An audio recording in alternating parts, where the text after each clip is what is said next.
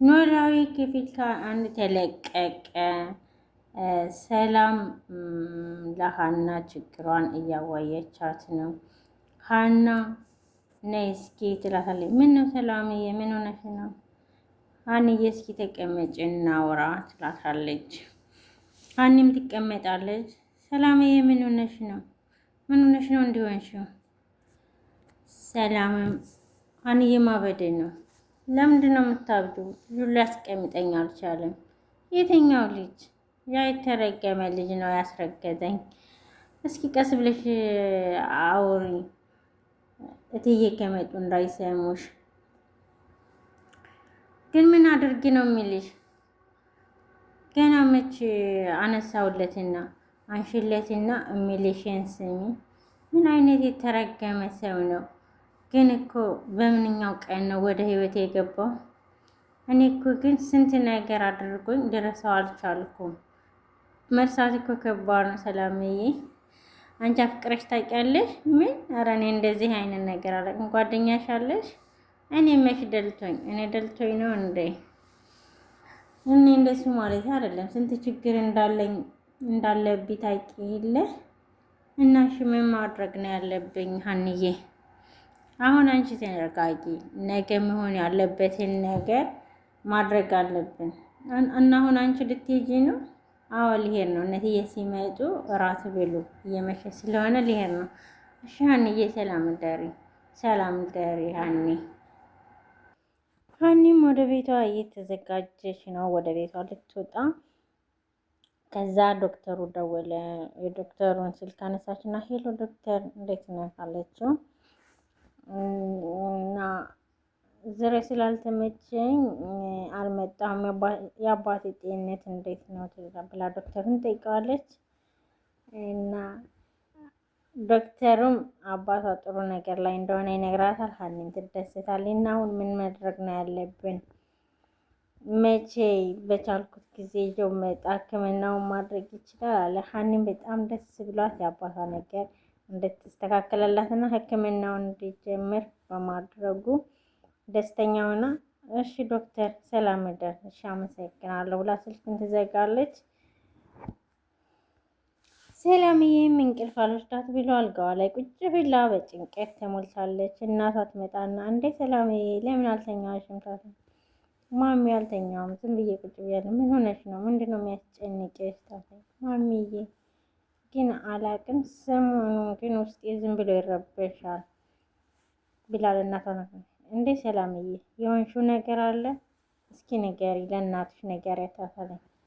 ባለፈው ያመመሽ ጊዜ እኮ እንደዚህ ስታለቅሽ ነበር። ወይኔ ልጄ ምን ነክቶብኝ ይሆን? እማዬ ምንም አትጠይቂኝ፣ አትጨነቂ እማዬ፣ ለትንሽ ጊዜ ነው እንጂ ይሄም ጊዜ ያልፋል። ሰላምዬ ግን ይሄን ያክል ከባድ ነገር ነው እንደ ገጠመሽ ልጄ? ሰላምም አላቅም እያልኩሽ እማዬ ትጠይቂኛለሽ እንዴ?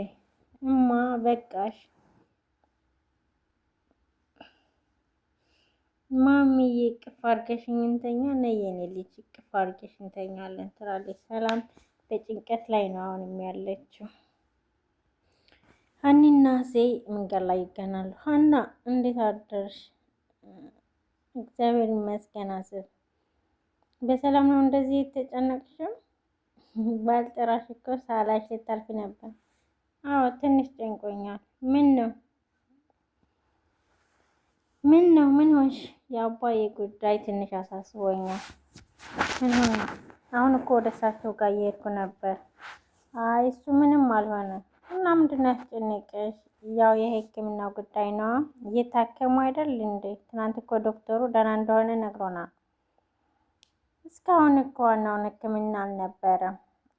ዶክተሩ ትናንት ደውሎልኝ ነበር እና ምን አለሽ? እስካሁን የደወለልኝ እስካሁን ሲወስዱ የነበረው መድኃኒት አቅም ስላሳጣው ነው። አሁን ግን የሚወስዳቸው መድኃኒቶች ሰውነቱን ስላጠነከረው አሁን ሕክምናውን መጀመር አለበት ብሏል። እና ሕክምናውን ይፈጃል ያለው ደግሞ እስከ 400,000 ብር ነው። እኔ ደግሞ እጅ ላይ ያለው 50,000 ብር ነው። ደግሞ ዶክተሩ ሕክምናውን ለማስጀመር ግማሹን መያዝ አለባችሁ ብሎኛል።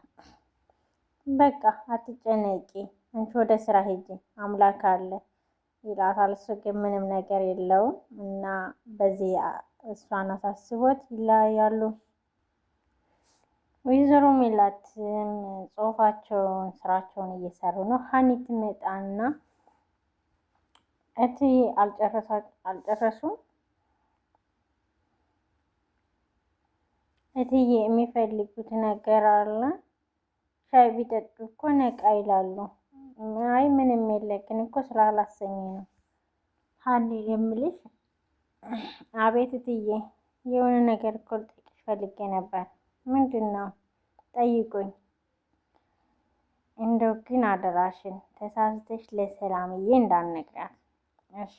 አረፍ በይ። ኧረ ምንም ችግር የለም። እሺ አረፍ በይ። ምንድን ነው እትዬ? ይኸውልሻና እንደው አደራሽን አላቅም እንዳትኝ። የሰላም ህመም ግን ምንድን ነው?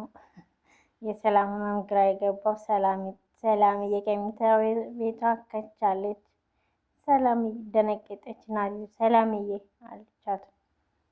ምን ነው ደነገጣችሁ? ሰላም መምጣት አልነበረብኝም እንዴ? አይ እናቲቱ ሀን ደግሞ እንኳን መጣሽ፣ ችግር የለም። አይ እናትሽ እኮ ታይ እንጂ ሀና እትዬ ብነግራት እኮ ችግር የለውም ብዬ ነው። ምንድን ነው ሀና ንገሪኝ። እትዬ ህመምሽ ምን ነበር እያሉ እየጠየቁኝ እኮ ነው። ምን እትዬ? ለምንድን ነው ግን ይሄን ነገር የማትተዩ? ሰላምዬ እናትሽ እኮ ናቸው፣ ልነግራቸው ይገባል። እትዬ የሰላም ህመም ከዛ የሰላም ህመም እኮ የማህፀን ቁስለት ነው። ሰላምም መፍ ትላለች። ከዛ ደግሞ የማህፀን ቁስለት ነበር። ምን? ለምን እስከ ዛሬ አልነገራችሁኝም? እኔ እኮ ሰላም የነገራችኋት መስሎኝ ነው። ሰላምዬ ልጄ ለምንድን ነው ያልነገርሽኝ? እማ እንዳላስጨነቅሽ እኮ ነው።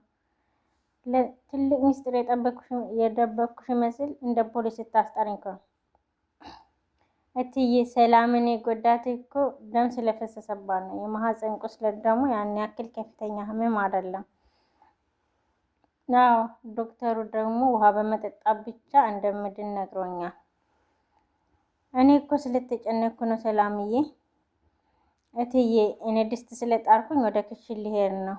እሺ በቃ ሀኒዬ ሂጂ። ከዛ እናትና ልጅ የሚተቃቀፋሉ። ወይ ሀኒ ግን ምን አይነት ምርጥ ልጅ ናት! በጣም የገባት ናት። ጆሮ ቁጭ ብሎ እየፈከረ ነው። ጆሮ በዚህ ሰዓት ለሀና የሆነ ነገር ማድረግ አለብህ። በዚህ ሰዓት ለሀና ካልሆንክ ለማንም አትሆንም እኮ። እኔ እኮ ለሀና ምን መሆን ያለብኝ?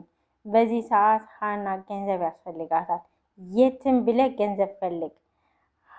ሀና እኮ የምትፈልገው ትልቅ ገንዘብ ነው። ከማን አመጣለሁ? ከእንጀራ አባትና ከራሱ ጋር እየተማከረ ነው፣ ራስ በራሱ ጋር። እሱን እንደምንም ብለህ ማምጣት አለ። ከዛ ከጭራቅ ሰውዬ ፊትማ አልሄድም። ፈሪ ነህ። ለሀና ስትል ቤት ሞት ምን ችግር አለው? አንተ ግን ፈሪ ነህ ይላል። እየፈከረ እዚው ቁጭ ብሎ ቀረ። ሀሴም ከአባቱ ቤት ሄደና ከአባቱ ጋር ተገናኘ። አባዬ አለው።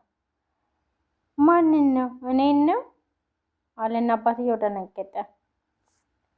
የእጁን እንደዚህ አድርጎ የሆነ ቦታ እማቀ መሰለኝ። የት ነው ማቀ? መዝገቡ ነኝ፣ ልጅ ነኝ።